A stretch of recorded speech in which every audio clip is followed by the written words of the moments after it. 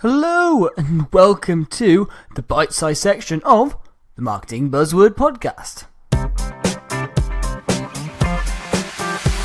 This is the Marketing Buzzword Podcast, the podcast where we dissect the world's most common marketing buzzwords.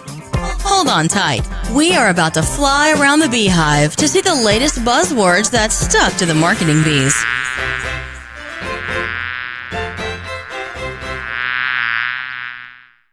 Hello and welcome back to the bite-sized section of the Marketing Buzzword Project, aptly named Bitesize Buzzword.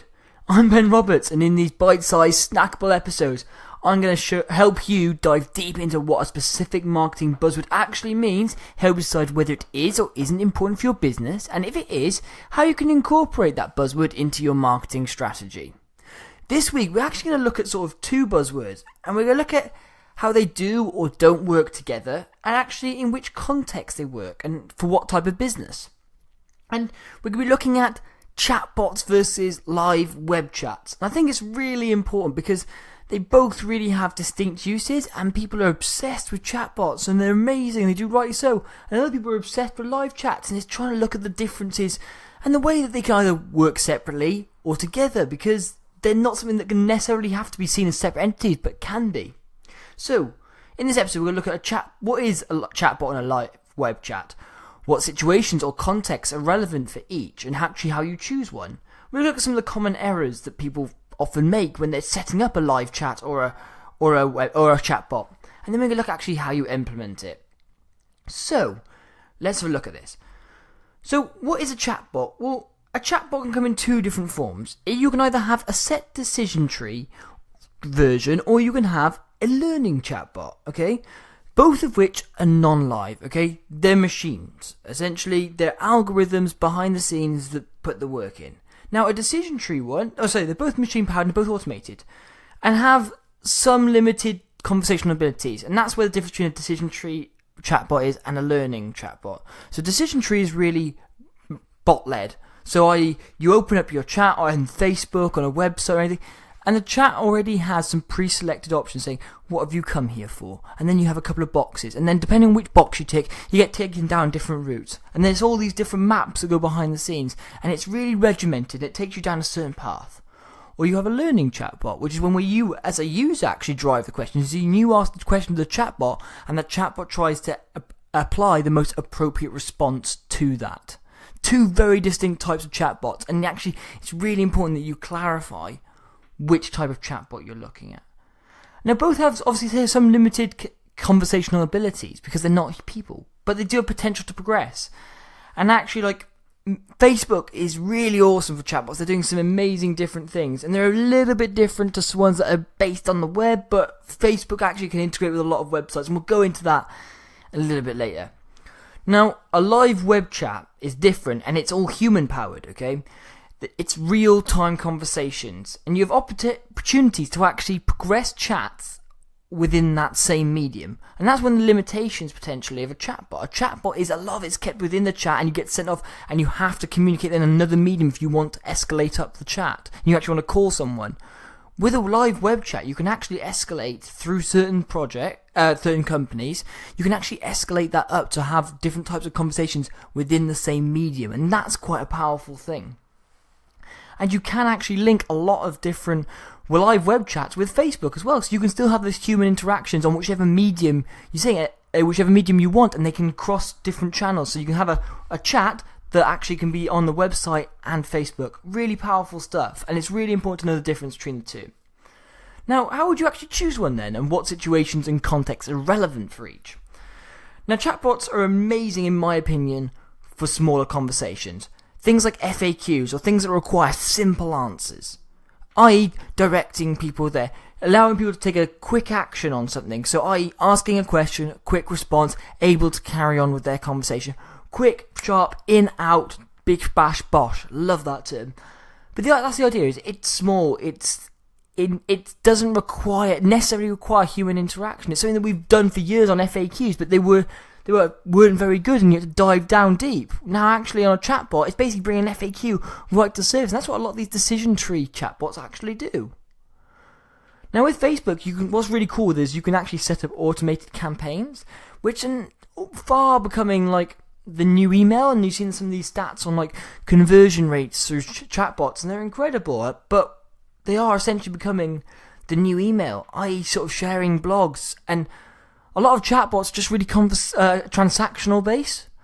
So it's not really trying to have more of a conversation or trying to understand a customer's needs or the context around it. It's they've asked a question, we'll answer that question, and then we'll move on. And if they have got any other questions, we'll answer that one. But it's not trying to delve real deeper and actually have a proper human interaction. Again, that's one of the differences between a learning and a decision tree chatbot. One is set and bot-led and limited. The other is user-led. And although it has more options, actually, the problem with that is because it's user-led, people are flawed. Humans are flawed. And we ask questions in so many different ways. You could ask the same one question can be asked in 10, 20, 30 different ways. Look at the stats that Google puts out there and how many questions there are asked at Google that are completely unique. It's amazing. And actually spelling mistakes things, it makes it really difficult for learning chatbots to be able to assign the right intent or the right outcome to what the question that's asked. And if you ask multiple questions at the same time, God almighty, you'd see some chatbot failures right then, I'm telling you. Now with live, again, they're at sort of a different context in my opinion. Yes, chatbots are amazing for these smaller and maybe more niche conversations, but smaller, more set conversations. Whereas live web chats are much better for complex, high value, high risk purchases. Something where you want to be able to build trust, build relationships, build rapport. Things that will still require a human conversation. Yeah, it's all human-based and relationship-based. Again, when you're making big decisions, especially in the B2B market as well, or even on a high-level B2C stuff, you're purchasing big white goods, you're purchasing household appliances, cars, holidays, insurance. You want to know that you're getting all the right information. You want someone to help you through to make sure you're filling in the right information on these forms, and you want to talk to someone at the same time who understands what you're going through. That's the benefit. But if you're looking at having small conversations, you want to send out sort of email campaigns straight to people's chats to sort of engage with them, live probably isn't the way to go on that one. Now, some of the common errors. Now, we'll start with live web chat on this one. And one of the biggest errors that we see with live web chat is actually a lack of training, because the way people have conversations on there is different. I mean, people can text like they do on a normal everyday basis, but when you're for a company, it's how you actually have those conversations, and actually you really need to train your employees on how to have those conversations. Also, you potentially have too few agents or not quite the right processes in place, because obviously you can move with a lot of live web chats, you can actually transfer the conversation over to a new agent who could potentially be more relevant, and that's the beauty of it. It's also difficult because with a chatbot, it can maybe triage it straight away and send you straight to the right person. You open up a web chat, some systems are sophisticated and will go, okay, you're on a contact us page or you're on a customer service page and you started a web chat, okay, you want to go to a customer service person most likely. But no system is perfect. And actually, you can if the company doesn't have the right agents or the right training, you can actually be waiting in queues for a long time or not at the right process, it's handed over poorly. That is an error that's made when people are implementing live chat. And it's something it's actually reasonably easy to sort if you just take a bit of time. And also, you want to make sure as well, one of the other errors we've seen is actually having no contingencies for out of office. Because obviously, if you're live chat and you haven't got people working your business 24 hours a day, and you don't want calls 24 hours a day, you've got to turn that off or have something in place. You replace it, because there's nothing worse than people calling you at 2, 3 in the morning if you're an international business, and what you do is you need to sleep or anything else. You need to have that in place. Then from a chatbot point of view, you want to be looking at actually, is a chatbot maybe too simplistic? A fixed decision tree chatbot? Or maybe it's just not the right type. Remember, you've got to have your customers in mind. What do your customers want? If your customers are asking simple FAQ style questions which want quick answers and they aren't overly important to creating a sale, or it's not really impacting massively on a sale, then actually that could be right for you. Not understanding how your customers use your website and your web page, because one thing with chatbots, it's easy to set them up and let them go, but you don't necessarily always understand the context of why people have contacted you, where they've contacted you from.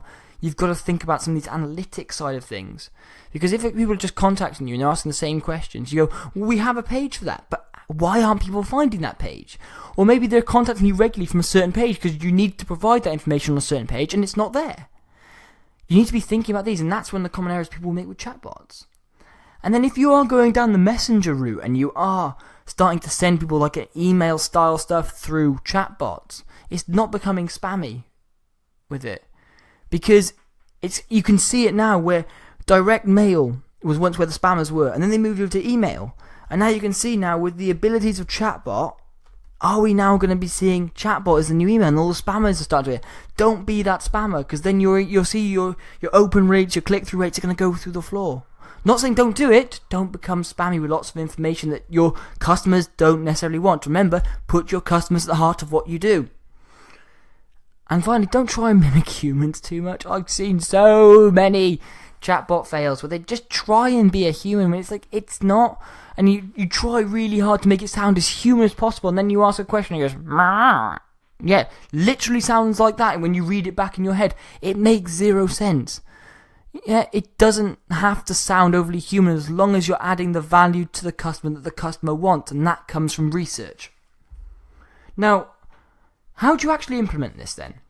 Now, chatbots, Facebook is common, amazing tools out there like ManyChat, Chatfuel, a lot of web-based chatbots like Drift as well is a really popular one.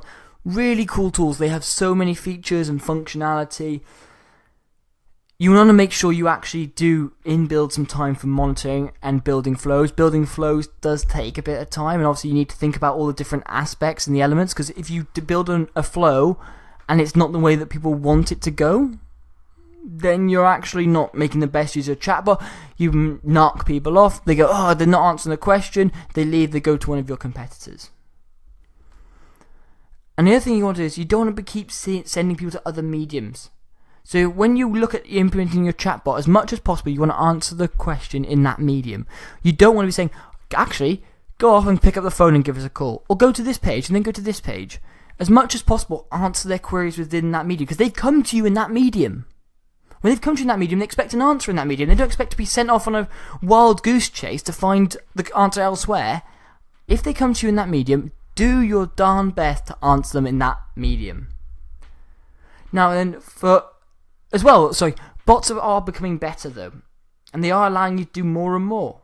Specifically for small businesses and e-commerce space, if you haven't got enough agents, you're doing 100 different things, you can't be there to answer live chats all the time, then you need a chatbot. A chatbot is an amazing customer service tool, amazing triage tool, and it allows you to record the data and you be able to call back when is best for you.